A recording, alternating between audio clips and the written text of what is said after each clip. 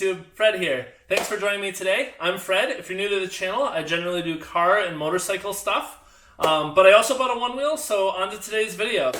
I'm going to cover 5 or 6 things that will help you with learning how to Onewheel and hopefully avoid some of the problems that people have when they start. So the first thing I'm going to do is get my phone paired up and show you the mileage that I have. So I actually don't know how many miles are on it right now. And so we'll see. Oh, my camera's face tracking me. So we'll see. It takes a second to connect. We're at 100% charge. Mileage is right there. It says 466. So 466 minus the 272 that we're already on it is 194 miles. So that's how many miles I've ridden on this thing. So that's getting close to about half of the overall miles on this thing. So it's not quite to 500 miles yet, but I've done just shy of 200 miles on it. And I think that at that point, I'm feeling way more comfortable than the last time you saw me. I think I did a video at like 20 miles and then maybe another one at 50. Now I'm 4 times that range, and I am at a much different place ability-wise, feeling way more comfortable on it. So the first thing that I wanted to cover is how do you avoid nosedives? So early on when I had this, I had a couple of rough get-offs where it nosedived. Since then, I have literally only fallen off at 1 time. So in roughly 150 more miles, I've only had 1 accident, and it was something where I was at fault, and it was something I knew was going to be risky. So the biggest thing that I've learned for avoiding nosedives is to monitor your speed. Get comfortable on the board, the first 10, 20, 30 miles. Just get comfortable with riding it. Don't be pushing your speed. Start in some of the easier modes like Sequoia or Mission. And don't worry about delirium. Focus on just getting your balance, getting used to the board, getting familiar with stopping and going and leaning forward and backward. Once you get comfortable with that and your speed will start to increase, you'll be like, okay, I want to try delirium. And I will say, delirium's a game changer as far as the responsiveness and how well it rides, as well as just how fun it is. But delirium can definitely get to that upper range on the riding, and you have to keep an eye out for what does pushback feel like. So pushback, if you're not familiar, is when you're riding along, and so this is your front foot, and you start to get to where the motor is getting close to where it can't keep up. And the way that they've designed this to try and protect you is, okay, it's going to tilt backwards. So this is your rear foot, and it's going to tilt back so that it slows the machine down. Now, the thing is, people expect really strong pushback. And I think I've heard on the Pint that the pushback's actually pretty strong, and it's pretty noticeable. On this, it's not as strong, but it's certainly strong enough that if you're paying attention and are trying to learn the board and learn how it rides, it's pretty easy to feel. It feels like someone put their hand under the front of the board and is pushing up. Not hard, not hard, but several pounds of pressure. I mean, it's enough that with me, I'm 225. As much as my weight's on the front, I can feel it pushing back. Now, if you're putting all your weight forward and you're really kind of out over the nose of the board, you're not going to notice that. But if you're learning the board and you're slowly bringing yourself up ability-wise through repetition and practice, you'll notice it. The other big thing for avoiding nosedives that I have found is to really focus on where your weight distribution is. And focus on, are you centered over the board? Are your feet evenly spaced, and your center line of your body, is that over the center of the wheel? Or are you a little bit forward? Are you towards the nose of that board? The only thing holding you up at that point is the torque that this motor puts on this axle, which then transfers to the rail and is holding this up. There's no mechanical gears or anything in here that could somehow hold you up.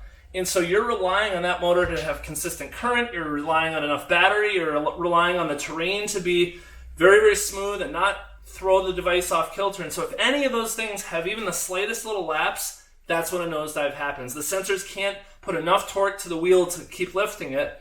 Plus, if you think about leverage, if you hold your arm all the way out and you're holding something heavy, let's say a human, there's a lot of pressure here. So that motor is really working to try and keep the front of the board up so that you can keep riding. It's a lot easier on your motor, and it's probably somehow good for longer term longevity of the motor itself to be a little more centered. You can certainly have your weight shift to accelerate, but then once you get up to the speed that you want to be going, center yourself, and you'll find that you don't have problems. Anyway, I hope that helps. On to the second thing. So one thing I've noticed is that once you get down to about 15, maybe 10% battery life, I've noticed that for me, as a 225 pound, 6'4" adult, I've noticed that the sensors and the ability of the motor to quickly put torque out is diminished.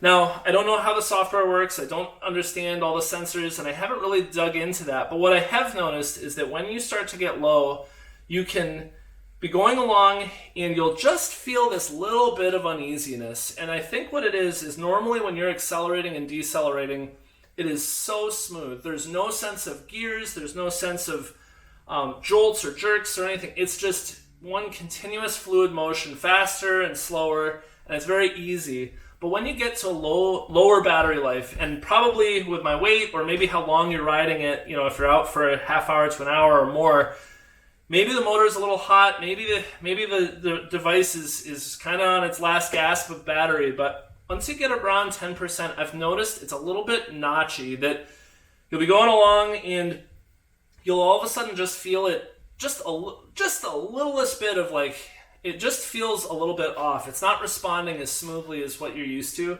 And so basically once I get below 20% battery, I'm trying to be pretty gradual with my movements. I'll sometimes actually flip out of delirium mode and just go to Sequoia or Mission or something else that's a little bit easier and just go and cruise. You certainly can get the full range out of the board, but you want to just sort of dial it back a notch or two and not push it, not do rapid acceleration, rapid deceleration.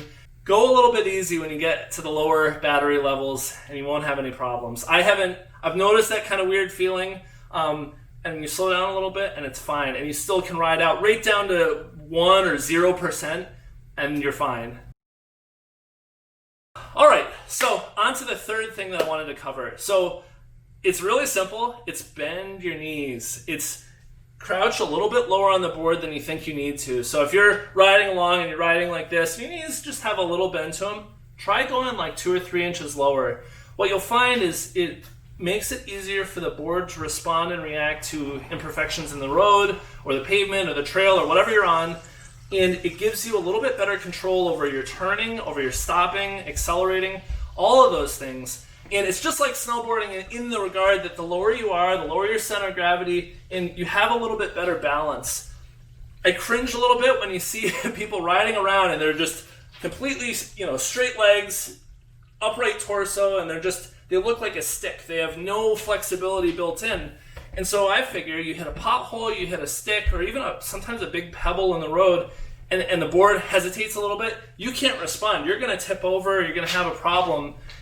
When you have your legs bent like this, certainly you can run over a manhole cover, a sewer grate, you can go over a stick, there's no problems. And so I've found that just gives you a lot better stability, and that puts you a little bit more at ease. So it's a little bit more relaxing and more enjoyable when you're riding. So it's something that comes with time. I do it a lot more naturally now than especially when I started. And even 100 miles ago, I found that I wasn't doing it consistently. So I made it this mental exercise to always be bending my knees, and it's gotten a lot easier. All right, so on to the fourth thing I wanted to cover, and that is the surface you're riding on. I have found that both for learning as well as just my own enjoyment, pavement is far and away the easiest thing to learn on. It's the smoothest to ride, and I find it the most enjoyable. Packed dirt, any kind of hard surface, the board does really well on, especially the big tire, you can float over everything. But I've found that pavement in general gives you the most consistent surface. And I think that's the key. I don't think that it's about, is it dirt or is it pavement or is it clay or anything like that. I think it's much more about consistency in the surface. The less consistent, so if you go over your lawn and then there's a dirt patch and then there's some pavement, you're going to be constantly having the board have to readjust for the way it's applying power, how much rolling friction there is, how hard it is for the tire to roll over whatever that obstacle is, and it makes it a harder ride. One other piece of that also is tire pressure. I run about 30 to 35 PSI. I've heard people say as high as 40, 50, 60 PSI. I don't know how safe that is. I think the tire even says on it maximum PSI of 50. But I found that about 30, 35 is really good for me. I have found that the higher the pressure, the more control you have over the board, the less kind of wobbly and indecisive it feels. But with lower pressure, you do find it's a little bit more pliable, the ride's a little smoother, it can absorb kind of surface imperfections without transmitting all of them right up to you. So just keep that in mind. All right, so on to the fifth thing that I wanted to cover, and that's practice makes perfect. It's such a cliche thing to say. I feel silly even saying it, but I really think that's the case. Now, after about almost 200 miles, the board feels like an extension of me. It feels so natural. You can close your eyes, step onto the board, get your foot position right, and start going without even having to look at it. You feel like it's an extension of you. It's just like if you've been a snowboarder for a long time or you've been in some other sport, the feel of everything becomes natural. And so as silly and as cliche as practice makes perfect is, it's truly the case here. Now, the great part about that is that one-wheeling is so much fun.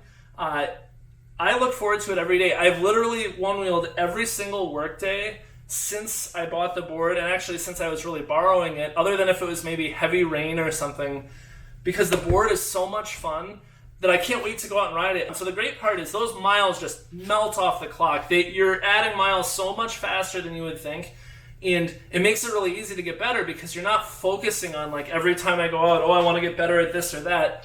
Early on, certainly, but over time, you'll find that you're just looking forward to the next ride. And honestly, like from day one, I was hooked on this thing. As soon as I tried it, I wanted one. And it was just a matter of coming up with like the $1,800 that you needed to. By the time you hit 100, 150, 200 miles, you will be just as comfortable as any of the people you see in the videos. But focus on the journey to get there. Don't just expect to be an expert right out of the gate. Don't push it and go right to the top speed. That's how you're going to have problems. And now it feels as natural as walking. So, and in fact, I prefer it over walking, so that's pretty good. So anyway, keep that in mind.